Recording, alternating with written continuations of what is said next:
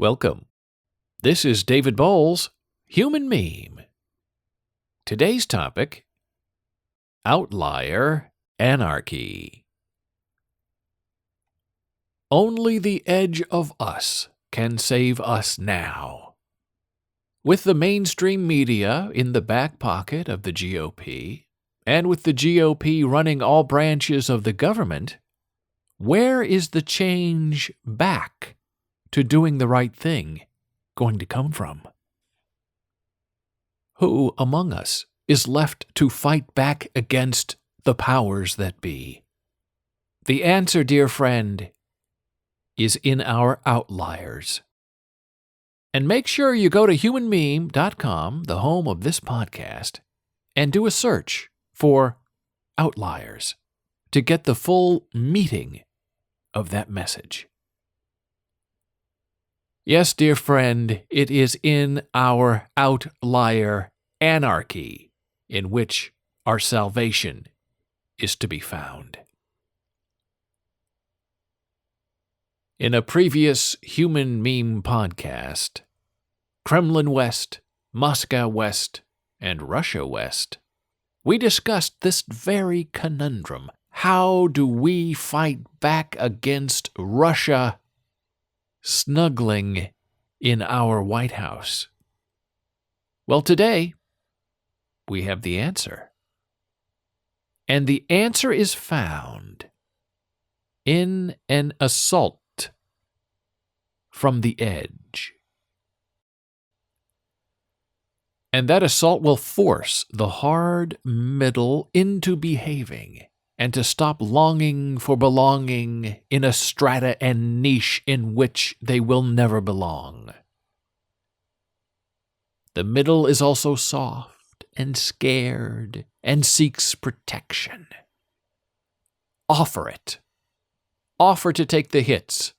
Offer to sling the mud if they'll only join you in the victory when it's over. Work it. Do it. Make it so. To believe in the right thing is to be an American. We have lost our faith and our trust and our facts and our literacy. No more. This arrived in my inbox. Salem, Massachusetts. Last week, both houses of the Ohio legislature passed a controversial fetus heartbeat bill that would ban abortion, without exception for rape and incest, 6 weeks into pregnancy, often before many women even know they are pregnant.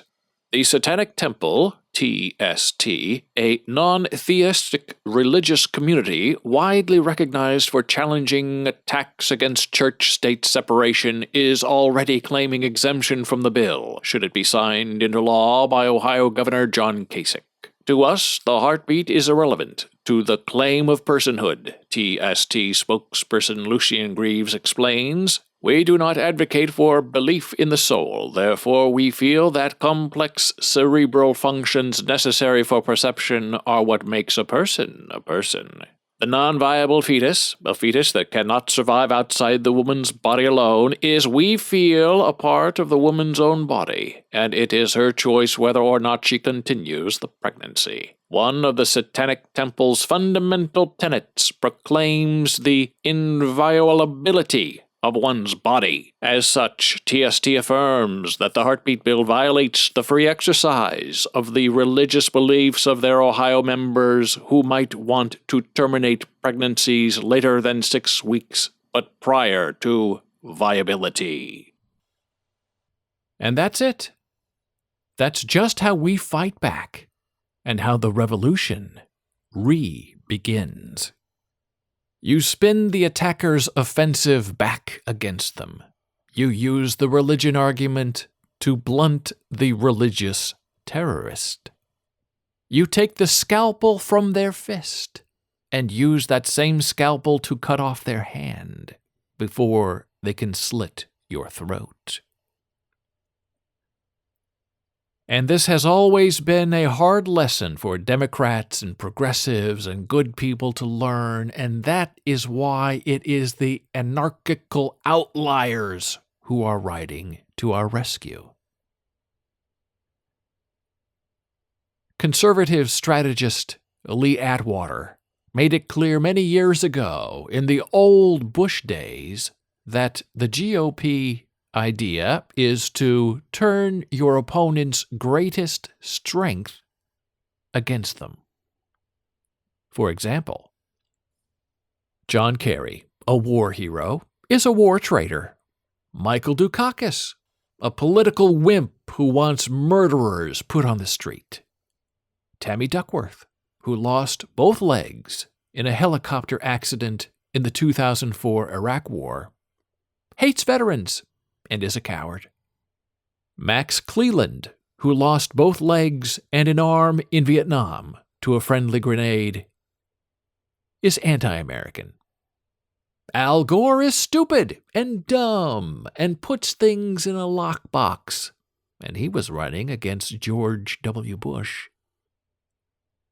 And all those lies and all those hatreds worked, because regular people did not believe anyone would be dumb enough to believe the lie.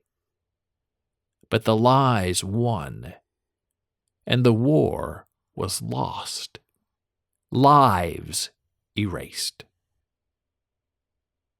So you get the idea behind all this GOP strategy, right? Yes, it's terrible, it's mean, and it's a method the GOP has honed into righteousness and elections.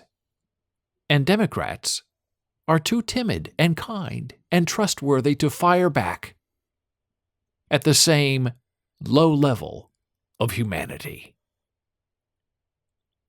Why, even today, right now, on college campuses across the nation, young GOPers are using the safe spaces argument on their college campuses, claiming, self-righteously, that they are afraid to be on campus. Now that their leader, Donald Trump, has won, and now they, like blacks and Muslims and gays and other minorities, are now under attack, and they demand to be protected by safe spaces on campus. I mean, it's also hilariously sad and cynical when real suffering and real heroism are beguiled and belittled and bullied by conservatives down into nothingness. And this, my friend, has to stop.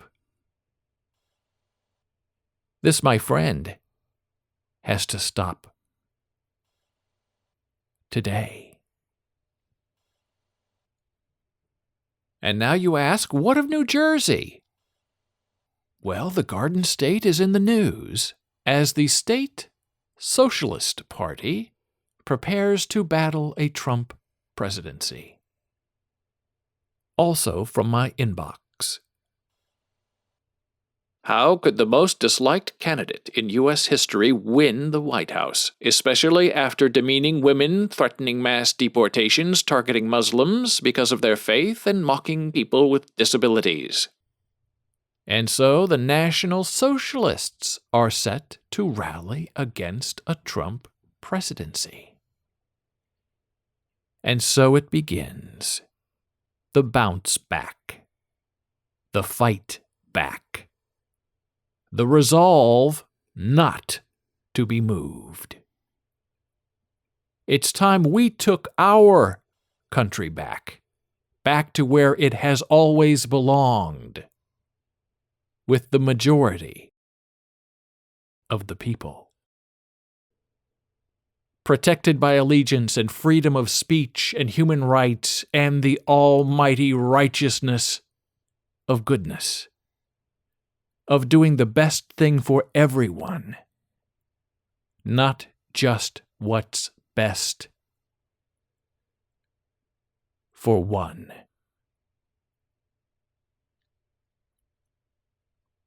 Thank you for listening. Be a human me.